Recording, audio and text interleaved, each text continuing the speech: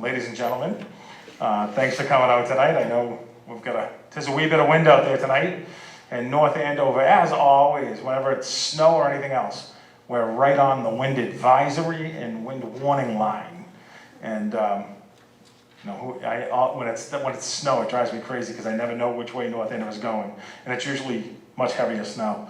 Welcome tonight, very important night. My name is Dr. Greg Gilligan, Superintendent of Schools. I'd like to introduce a few folks tonight that are really important parts of this plan for schools in the town. Over here we have Town Manager Melissa Murphy Rodriguez. She's dynamite. We meet weekly, work together very closely. We also have with her from Town Hall the Director of Administrative Services, Lori Burzlaff, which is awesome. Tonight for school committee, we have a couple of folks here from school committee. We have the chair of the school committee, Andrew McDevitt, and we have Holly Vitsky here tonight, also from the school committee. Thrilled to welcome our always enthusiastic principal here at the middle school, George Gonsalves. Mr. Gonsalves, thank you so much for coming out.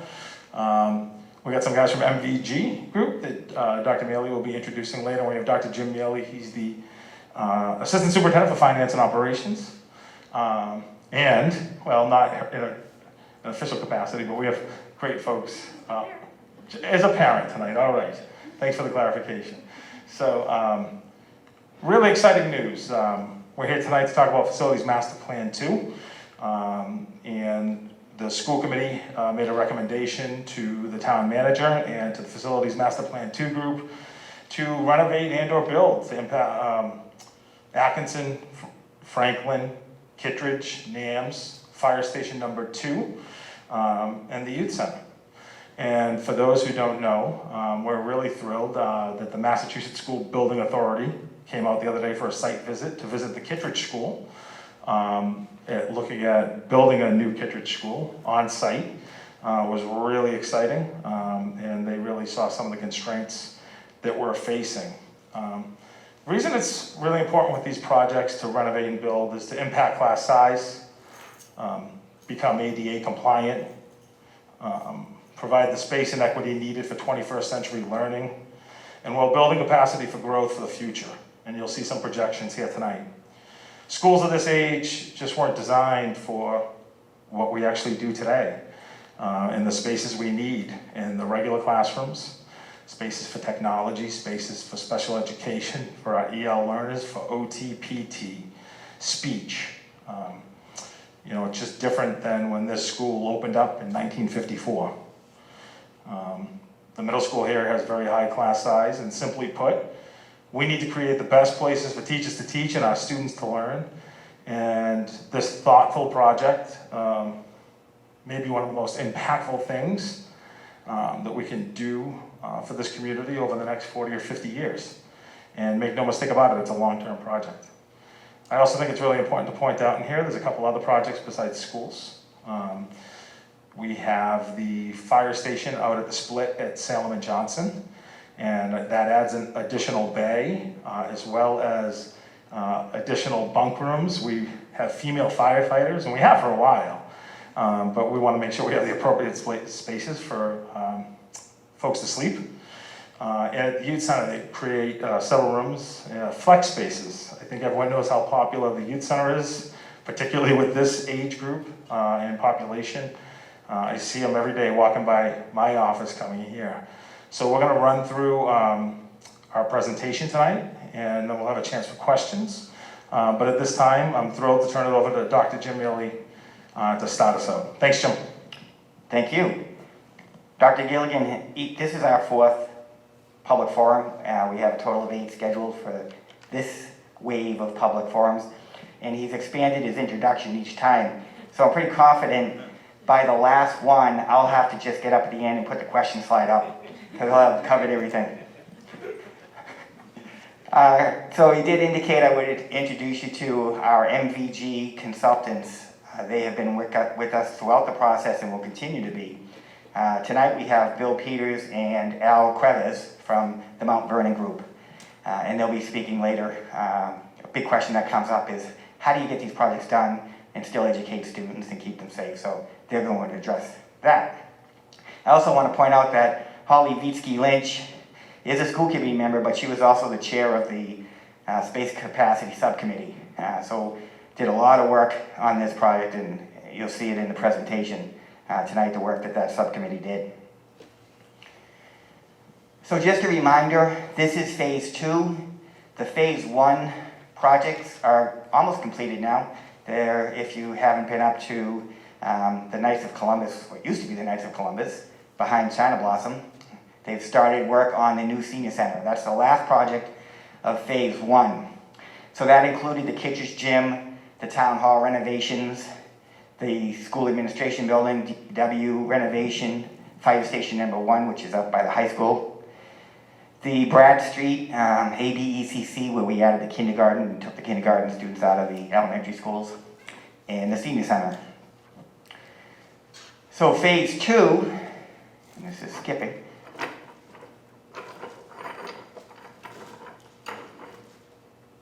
one more, there we go, nope. Okay.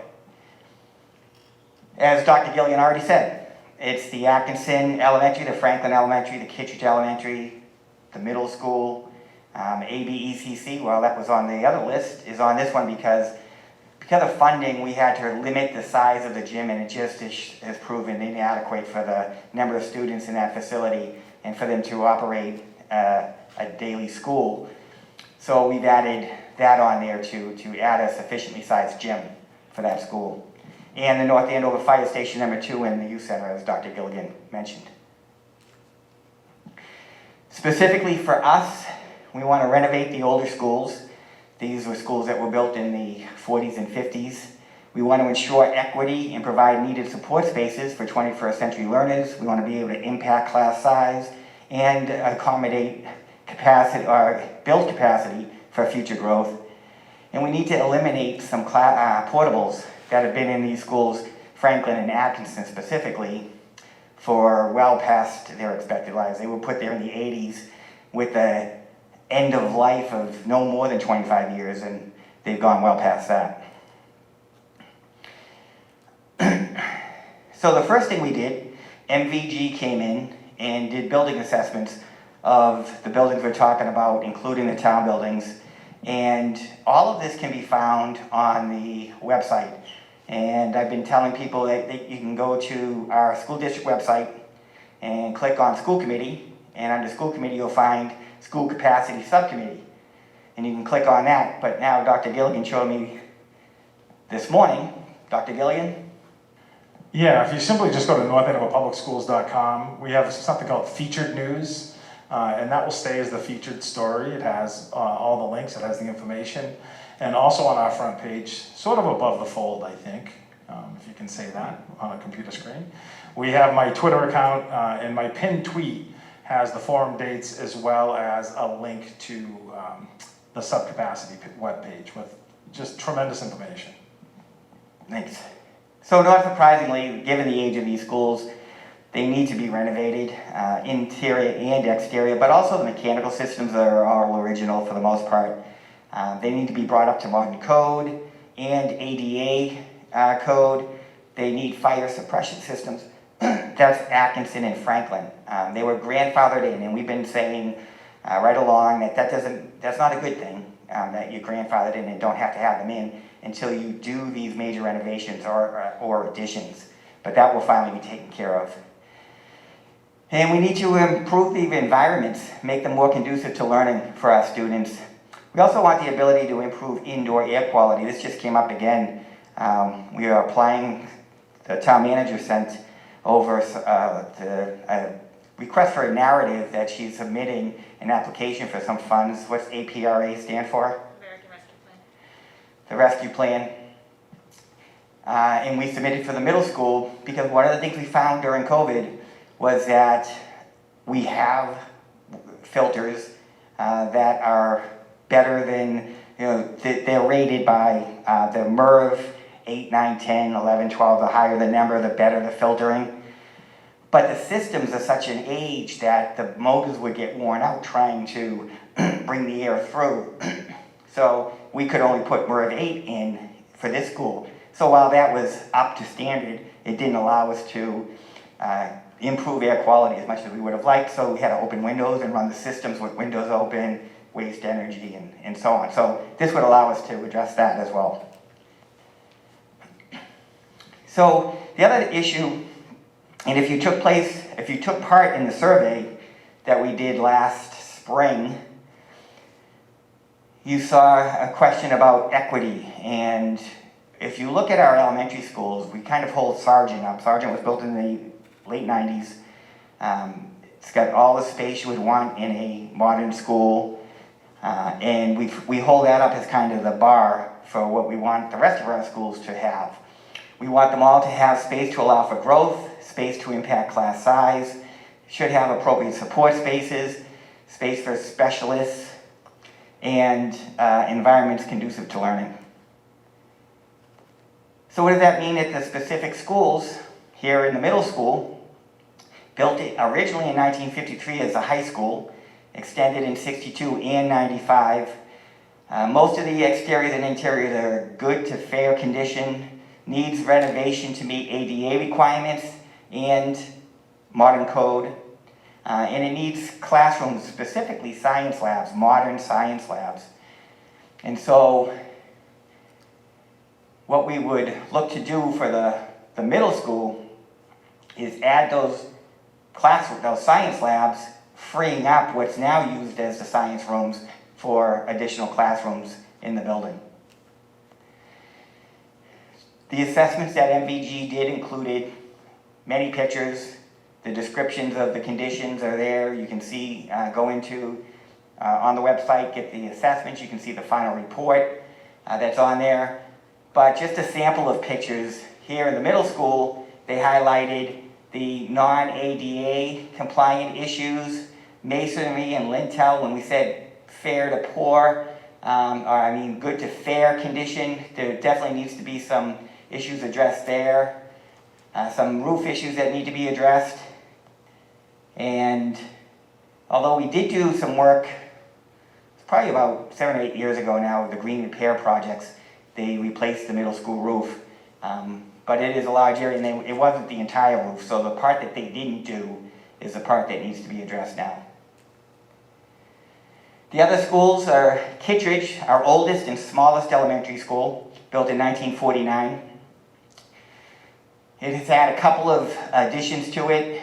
You can see here the white roof is the modular classroom space. And one thing that I was asked to address last night at Kitridge, and we've had some excellent questions come up that we've included in the presentations after that, is to assure people that we're not looking to do modular construction in these projects. These are going to be traditional construction projects.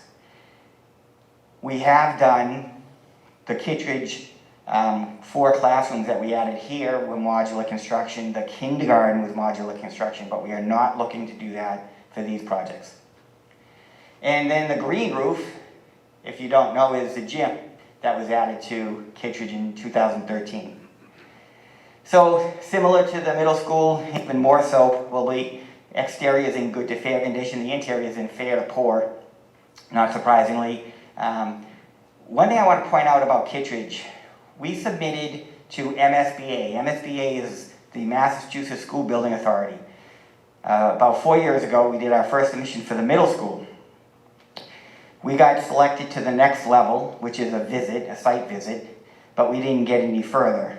We've been submitting ever since, and we haven't gotten any further since then. We haven't even gotten the site visit subsequently. This past year, we submitted for the middle school again, but we also did Kitridge, Atkinson, and Franklin. In conversations that Dr. Gilligan and I had with Diane Sullivan from MSBA in trying to figure out what's our best strategy for possibly getting some approval here, the expression I keep using is, they indicate to us, put your worst foot forward. Which project of the 4 is going to be the one that people are going to say, yeah, that definitely needs to get done. And so this year, when we submitted the 4 projects, we made Kitridge the #1 priority. It's our oldest school, it's the smallest, it's going to be the most expensive because our recommendation is to build new. And so it made it through to the first level. Of the 58 projects that were submitted across the state for the core project, they select 20 to do a site visit. We were selected. They came last Thursday. Most of the people in this room were on that tour with them, and it seemed to go well. I'm a longtime baseball player, so not surprisingly I'm superstitious. Fingers crossed, knock on wood. We are hopeful that we'll get selected, and that will have a big impact, as I'll speak to later, on our financial plan and timeline for these projects. So, to continue, we need to meet ADA requirements and modern code. We need to replace the steam boilers with hot water, make them much more efficient and effective. And the electrical is mostly original and needs to be replaced. And then we have pictures that you can see. What we've been doing, all of these presentations are at each school. So we've been to Atkinson, we've been to Franklin, and last night we were at Kitridge. So I always do the school that we're at first and then let people in on the other ones. These are all available on YouTube, and are they going to be shown on the local station as well, Bill? Yes, so they'll be showing on the local station as well. So we do include pictures for Kitridge. You can see the interior and exterior, and when we were doing the tour with the MSBA group, we kept saying to ourselves that nobody can tell a better story to this group as to the need than the building itself. They could see for themselves as they walked where we don't have ADA compliance, where we have water infiltration, where we have original fixtures, steam or electrical. It was obvious to anyone walking that we need a new building. The other thing we've done, and this doesn't want to cooperate, is for the elementary school projects, we did a space analysis to kind of show the equity. If Kitridge has all of this, and this is what the MSBA recommends, this is where we're coming up short right now. So if we look at the existing rooms in each of our schools and what their square footage is versus what we would like to have in those schools and what the MSBA guidelines suggest should be the square footage, then you can see the difference. So at Kitridge, we've got 12 classrooms. We want to have 20. That's a difference of 8,200 square feet. Right now we have an art room, but it's actually a corridor that was closed off to create 700 square feet, where they recommend 1,000. We do not have a music room this year. It should be 1,200 square feet. We have a closet that was converted into a reading room. So that's 140 square feet. That should be 500. And so on. So you can see the caf and kitchen is small. They have to have 6 lunches. Other elementary schools don't have to have that many because they have a larger cafeteria.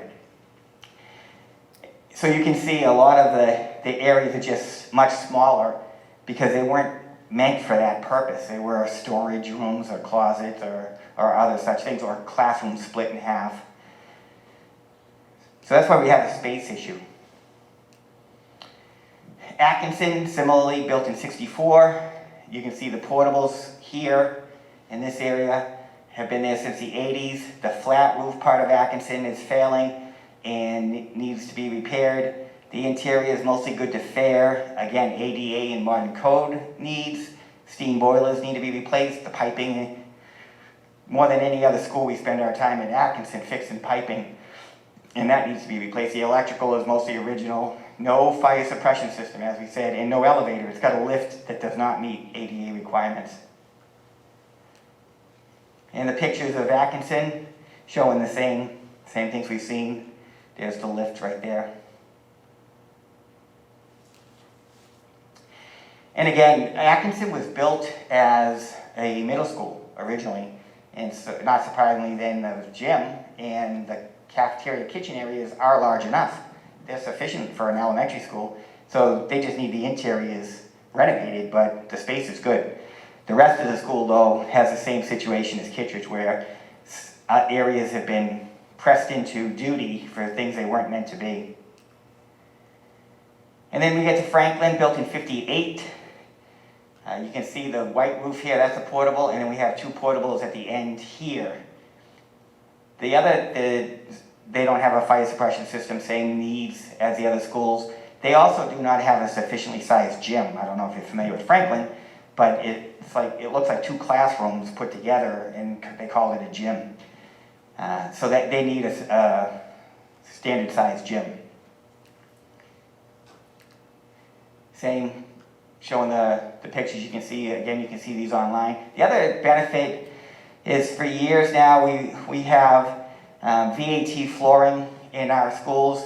They contain asbestos. As long as they're down and whole, they're safe. But once they start to crack, they need to be replaced, and in order to do so, you need to mitigate. So this will give us a chance to just get in and get that all out of there once and for all. And again, you can see here, there's the gym, 1,750 square feet, where they recommend 6,000, so not even close. They do have a nice library that's close to what they recommend. The cafeteria is pretty close, but all the other spaces are just like the other schools.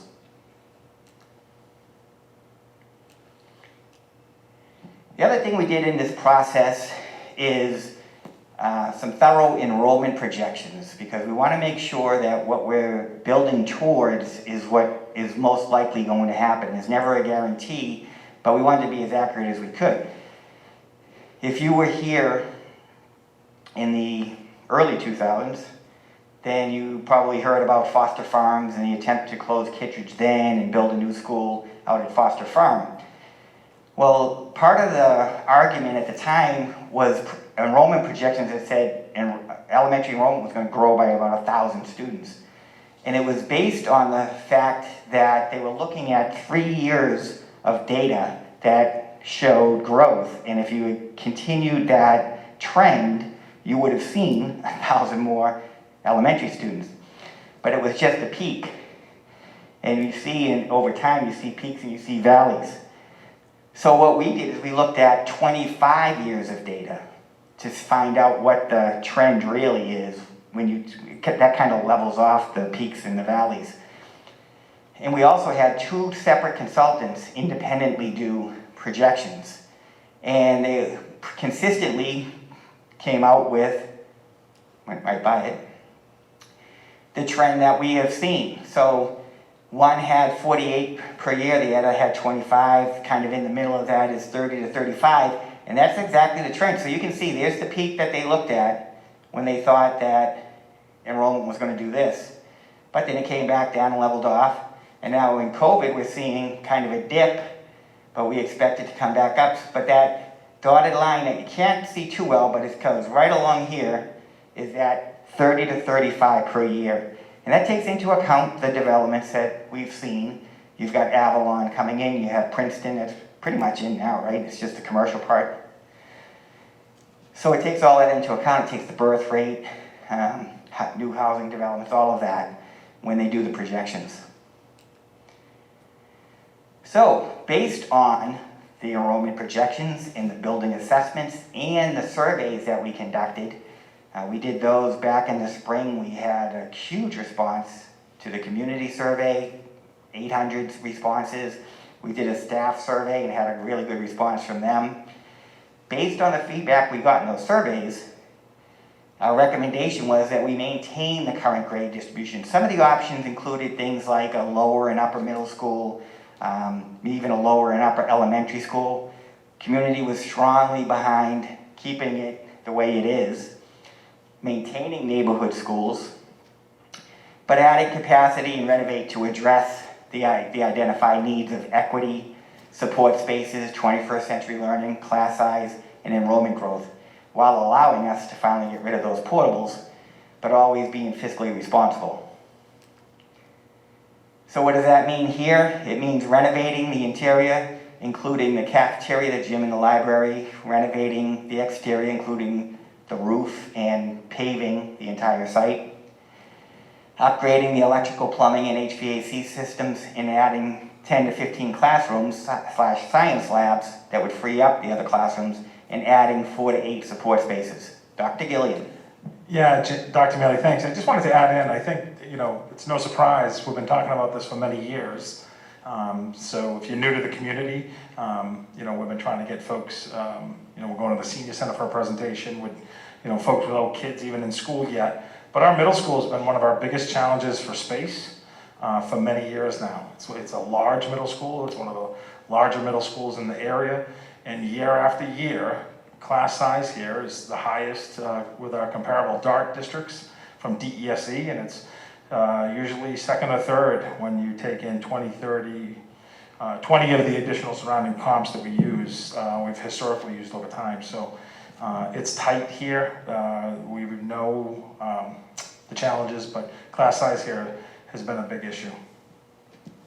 Yeah, and that really came to light. Oh, we already knew it, but that's why we submitted the MSBA application 4 years ago, but last year it was extremely difficult to try to manage through a pandemic where you're trying to create some space. So what would that look like? This one always has probably drawn the most interest from people when we show them this. We've asked a few different architects, including MVG, of what initially in your first look makes the most sense about where this could go. So this is a two-level structure that could be in the courtyard, the existing courtyard of the middle school, and still allow for natural light for all the spaces, including the existing, but also the new. So that is possible. It's not the final decision. It's just what looks like would be the one that makes sense. But when they finally come in to design this, that's when the final decision would be made about whether or not you want to go off the front of the building or off the cafeteria. This is wetlands over here, so that's not really available, and this is where the middle school fields are here. So that will be decided, but it's definitely doable.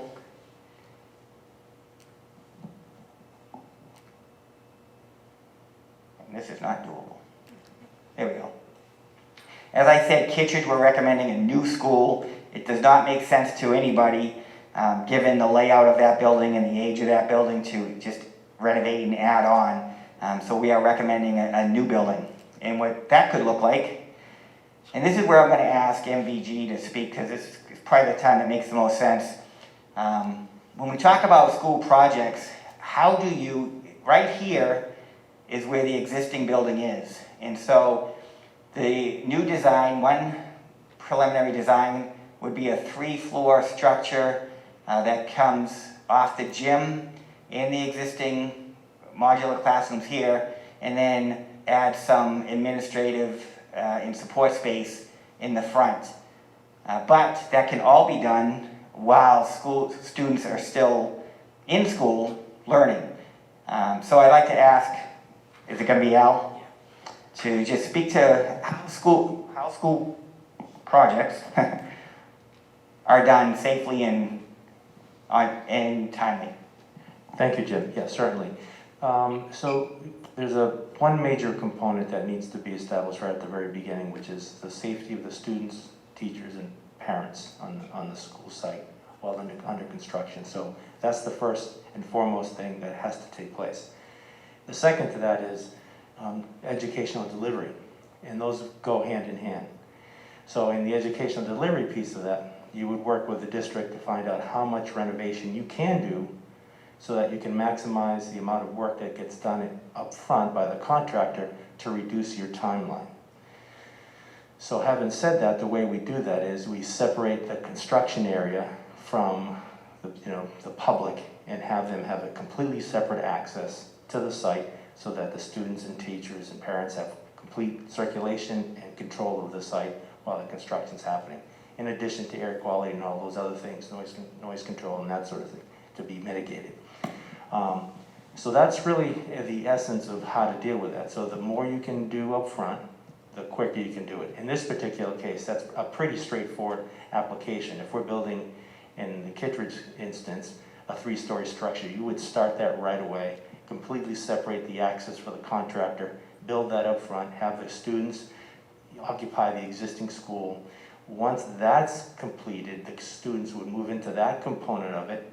You would take over the majority of the existing school, demolish what you need to, and then build that piece of it. So because that population is about 250 people, students, the entire class can go in that 3-story structure and then some. and then you can basically, do that as quickly as you can.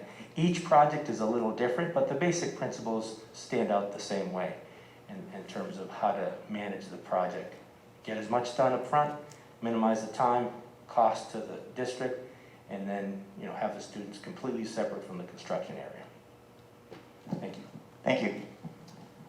Yeah, and I'd add, Dr. Mealy, just, as superintendent of schools, that health and safety of our students and staff, parents, that's paramount, and then 1A is not interrupting or impeding the delivery of an excellent education. And we've seen examples of this in North Andover. For those who remember when the new high school was built, where the football field is today, soccer field, the stadium, the Joe Walsh Stadium, was where the old high school was. And back in 2004, they built the new North Andover High School right behind it, over 300,000 square feet. And we took 3 professional days prior to February vacation, and we moved in with those 3 days and a week of vacation. And once we moved in, they tore down the old school.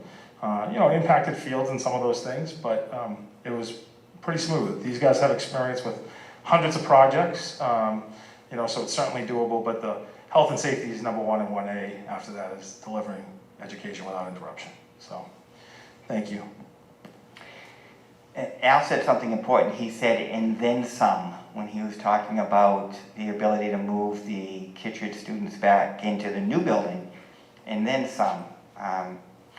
The fact that Kitridge is up for possible approval by MSBA is critical to these projects. If it gets approved, that funding has a domino effect in allowing us to afford the other projects as well.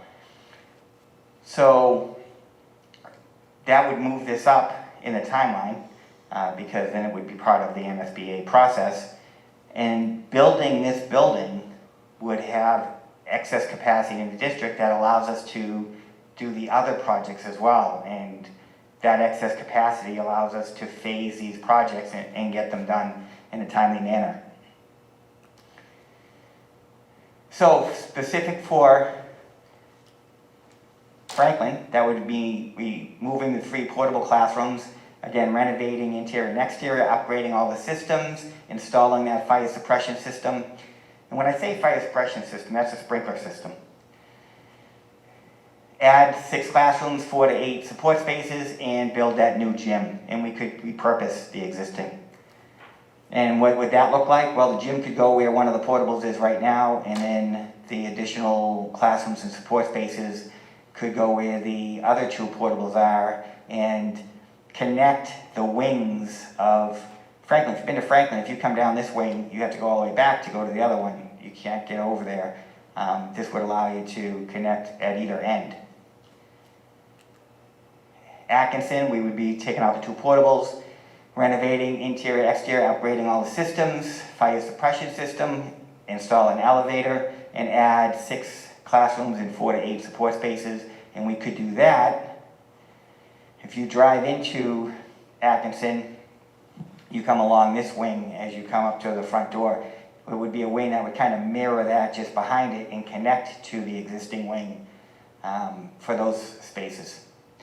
The portables, as you saw earlier, are right here and would be replaced. And then the ABEC, we talked about the need for a new clicker, a gym, and this space right here is the existing preschool playground. That footprint is large enough for a standard size gym for the kindergarten. And then the preschool playground wouldn't have to go too far. It would move right here beside the existing kindergarten playground. And then we would add a little support spaces in here. The administrative area is not large enough right now.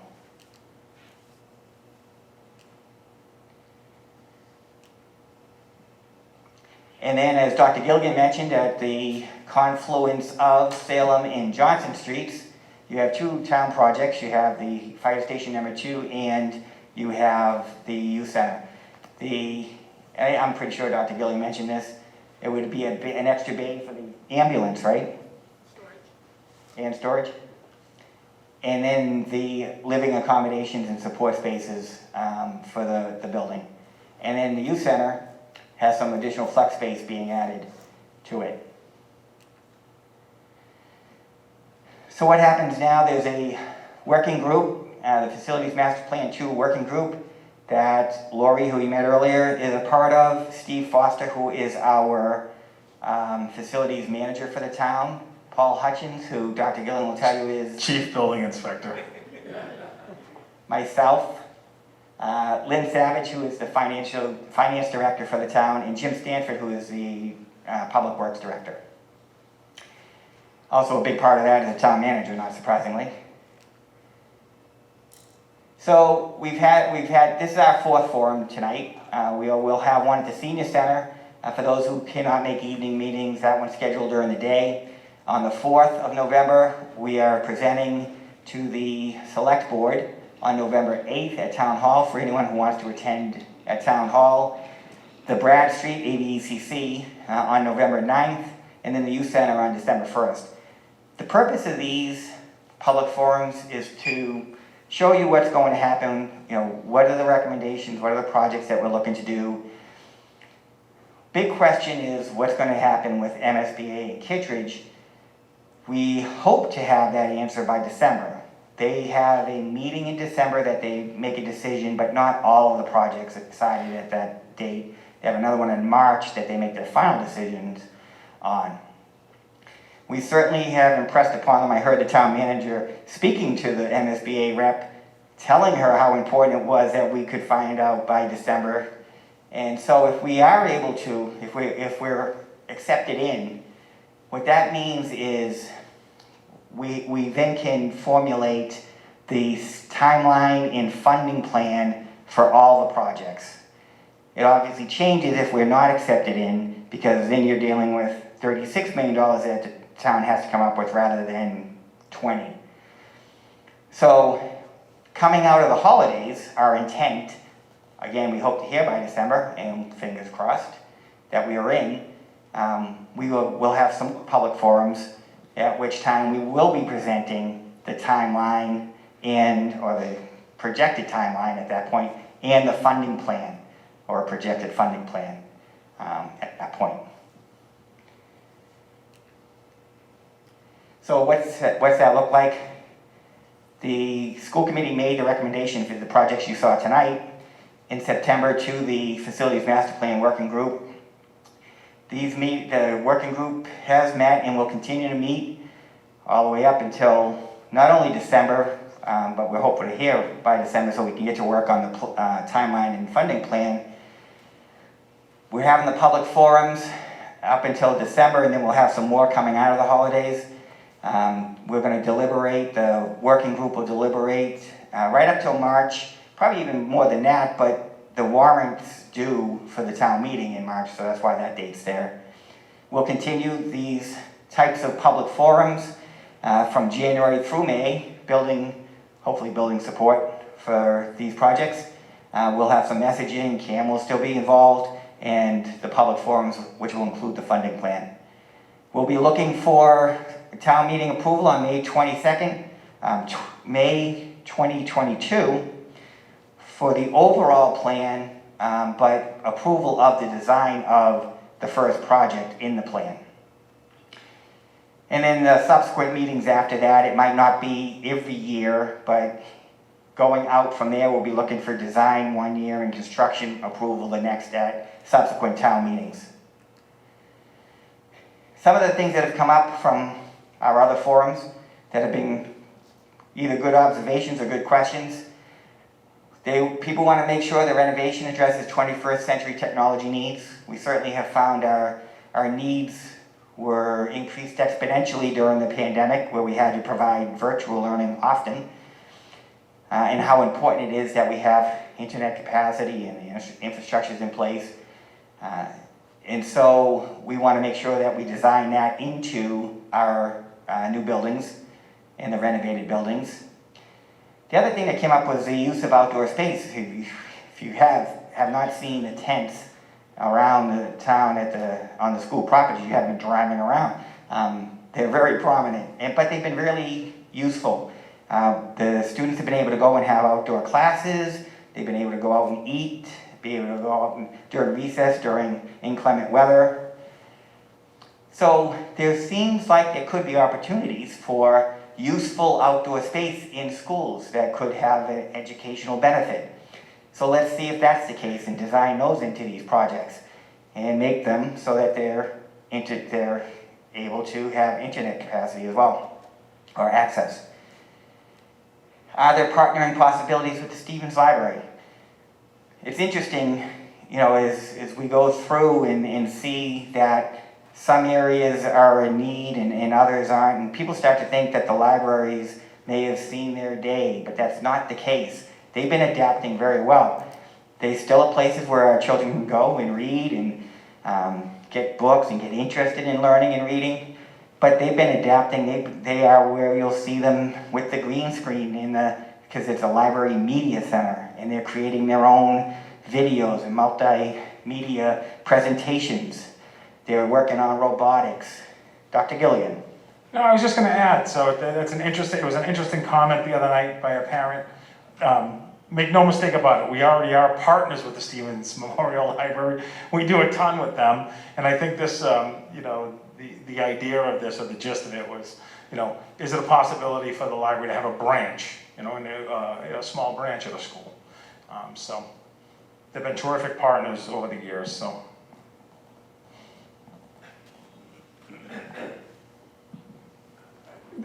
Dr. Gilligan, as a library trustee, we've been very encouraged by this collaboration that the public library has had with the public school system. And, you know, it's been pretty interesting, pretty dynamic, you know, even sharing workers, you know, across the two organizations.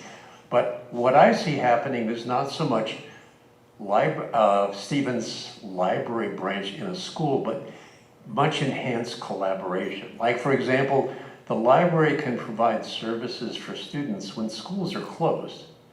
And we need to really try to do more along those lines, where we can provide them with computer access or computers and the support that they may need to do things when the schools are no longer open. So I think we have many opportunities to enhance our collaboration without going to the point of having actually a library annex, if you will, in a public school.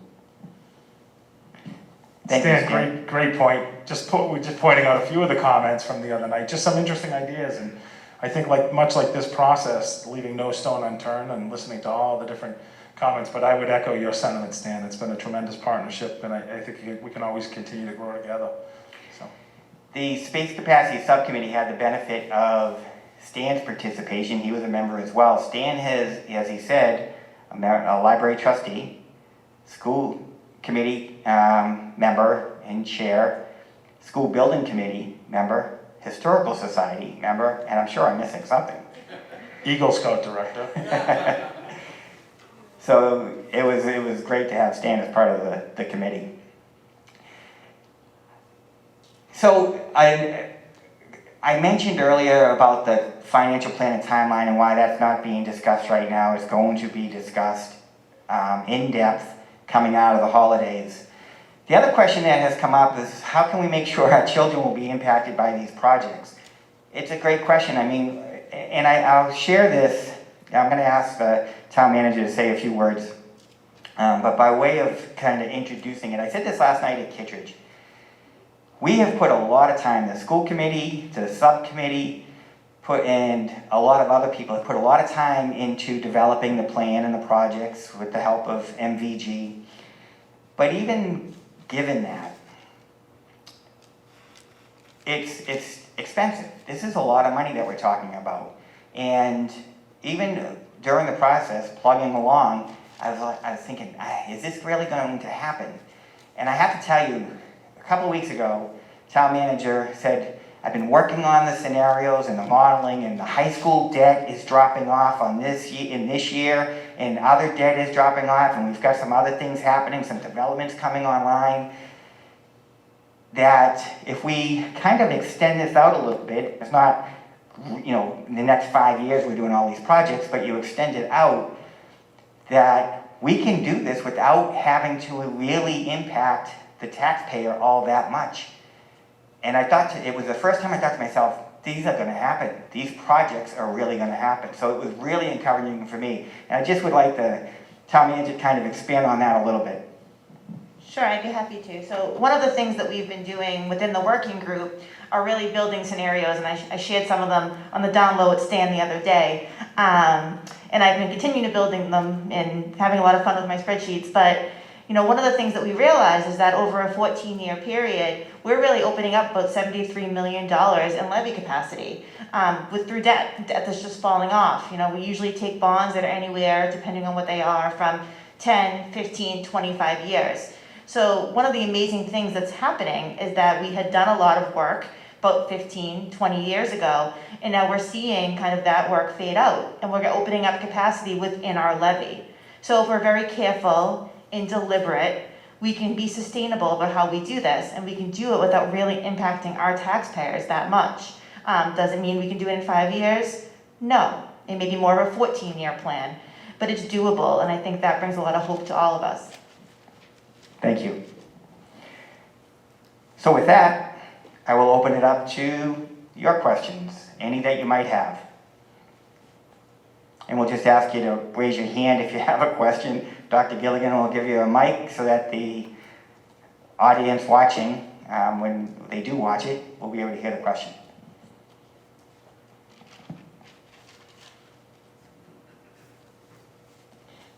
All right, hold on, right back here. We don't want Dr. Mealy to get off the hook completely without any questions. So, why do we think that, while we think this is a necessary and good idea, this renovation, renewal of our schools, how can we educate the community so they'll feel the same way about it? Not everybody's paying attention. Most of the community is not paying attention to this. They are not. And so we'll need their help, because sooner or later they'll have to vote for something.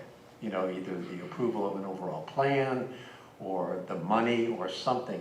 What can we do to educate them so that they feel the same way about this project that we all do? Yeah, it's a great question. We have to do more. We have been knocking ourselves out, trying to be inclusive during the process. The subcapacity members know we had public forums. We've had these public forums, we've done the surveys. You can tell we're optimistic in the school department because we scheduled the auditorium for this presentation. But we're not getting a response. I mean, it's great. I really appreciate you guys coming out this evening and listening. But we have talked about this. We're going to have to do an active campaign, working with MVG to get the message out. We've got all the materials we need. We've got all the data, all the information we need. We just have to have an active campaign to get the word out prior to town meeting. Great question. Yes, Dan, excellent question. And I'd echo those sentiments and also say that I think it was really critical to recognize the work that was done last year. I don't think we've ever had a survey with over 840 participants. And then the work of the folks at each school at the subcommittee, great participation. And I think right now, you know, I had talked to some colleagues from some other parts of the state and districts who were in the same process. They thought this was a little bit early, and we said, no, this is really critical for us to make folks aware of what are the needs of the school at this time. You know, and I think it's really important because oftentimes folks, you know, their kids go through school through different parts, and you know, we've gone to some of the meetings and folks say, okay, how does this impact me specifically? What is the order of the design? Is this going to impact, you know, my student that goes to Atkinson or Franklin or Kitridge or the middle school? So it's really critical for us to make sure folks understand the needs we have, which we believe is significant. And then secondly, you know, what is the timeline? What does the process and the steps look like? Because again, when you go back to just Facilities Master Plan 1, and you look at where we kicked off in 2013 with some pretty amazing projects, like the police station and the fire station, and town hall and the admin building and the gymnasium at Kitridge, and now we've got the senior center. And, I'm not sure what the estimate is for completion of the senior center. 18 months. So, from 2013, we've accomplished quite a bit. And this is a bigger picture, a long-term plan. And I've been saying at meetings, when's the best time to plant a tree? It's today. But I actually heard the quote a little differently than, and I think it's a better one. When was the best time to plant a tree? It was probably 20 years ago. When's the second best time to plant a tree? Is today. Because this is will impact our kids now, but it's also going to impact future generations in North Andover for 40 or 50 years. So as you get into my stand, I just want to add on, this has come up in the other meetings where we've emphasized that in order to impact the most students we can, in whatever scenarios we're doing, the middle school is pretty much up front, but is closer to the front in most of the models, just so that it impacts the most students in the district. It's interesting when I look at the sort of the timeline of school renovation in our community. It's really happened about once every 2 decades, once every 20 years. These schools that we're talking about renovating or replacing now came out of a period of sort of dramatic growth in our town when a lot of people had moved here. We needed more schools to educate more kids. And so that's where those schools came from. And then, more or less 20 years later, we started to refurbish some of those schools as well as build a new high school. So we had a new high school in the 70s. And then in the 90s, we had the same sort of issue where we decided we really needed more and better schools, and we built a new high school, we built and we built 2 new elementary schools, in a period. So I think our town has shown that it will step up to the need if it understands what it is. That's just our history. I think we've seen that happen now over 50 or 60 years. So I think we just, again, it's back to how do we get the message out? How do we educate people? How do we get them to understand what we're trying to do and why we're trying to do it? And the benefit of doing it. When you, in parts of your presentation, the thing that really stands out to me is, we want to provide a lot of services, a lot of support services to our students. But more than that, we want to provide just a good, solid education and everything that goes along with that. And the one thing that we're adding in every one of these cases is more classrooms, more ability to do that. So, that's kind of the underpinnings to me of what this is all about, is adding more capacity in the most elemental way to our school district so that we can provide more and better education. Absolutely. The only correction I would make is we don't want to do it, we need to do it. We need to add this space, we need to add and provide our students with an excellent education. And it's just changed. I said that earlier in the presentation. Education has changed. It used to be one classroom and you did everything in that one classroom. Now the expectations and the needs of our students are such that we need support spaces and we need smaller classes. And so this isn't just driven by the enrollment numbers, it's driven by the changes in education that have come about. And in order to provide a 21st century education for our students, these are the spaces we've identified that we need. Other questions?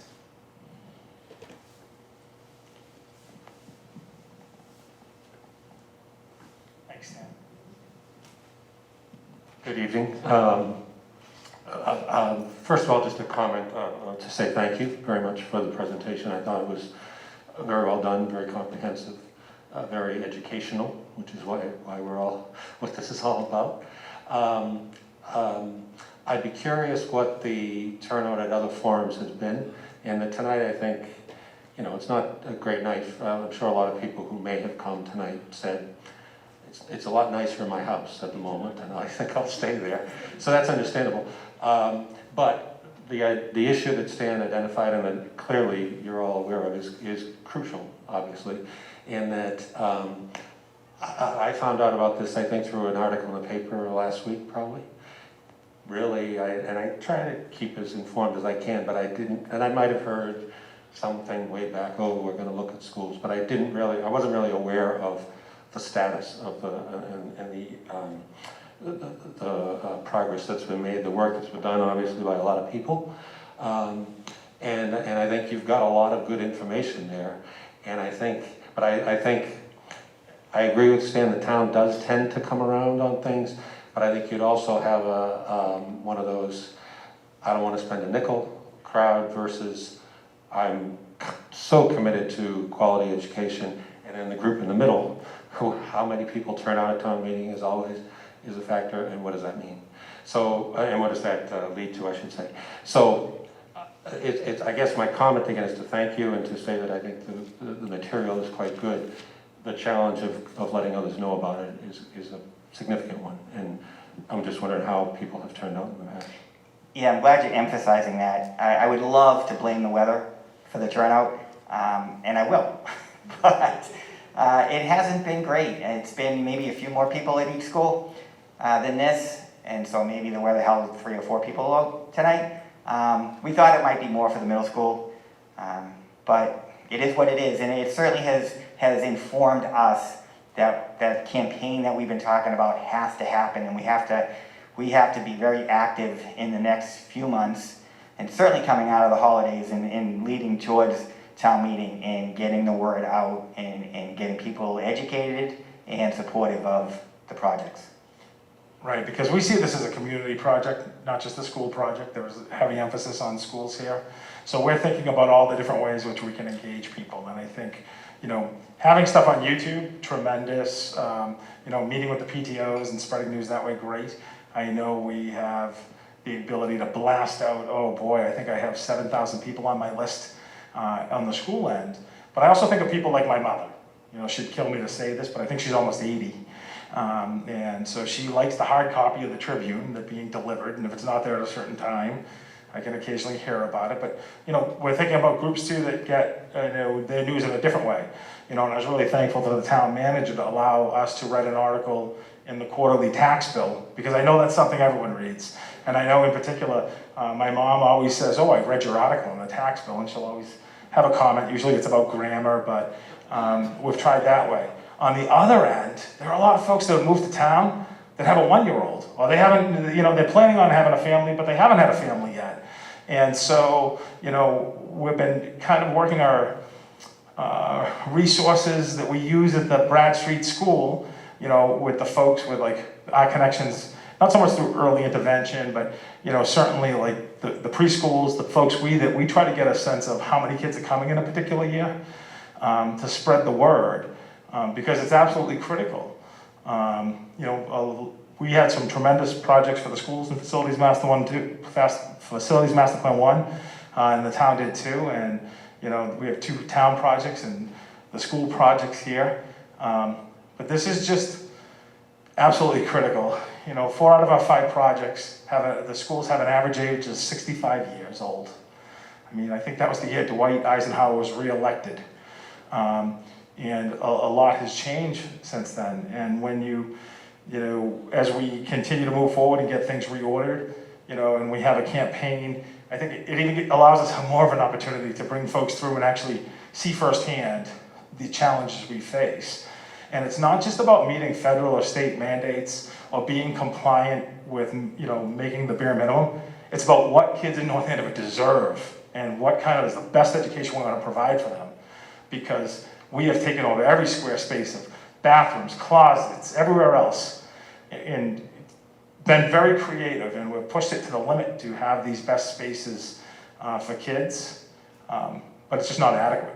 And we want to spread that message, and I think we'll continue to do so. Very excited about the spring, and I'm excited about the people that go from these meetings and then spread the word. And so the town manager and I will continue to work together to spread it to all angles. And I can't wait to go to the senior center. It's my favorite visit of the year. I don't know if we had one last year because of COVID, but I usually go twice a year. They invite me twice a year. So I'm excited to meet with those folks and talk about things, because interestingly, like my last few visits there, they're talking about their grandkids and great-grandkids and the challenges they face in schools, you know, which are a lot different than their experience. So that's a very insightful comment, and thank you.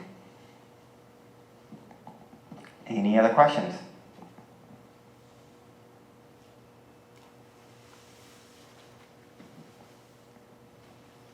Well, thank you very much and drive safely. Thank you.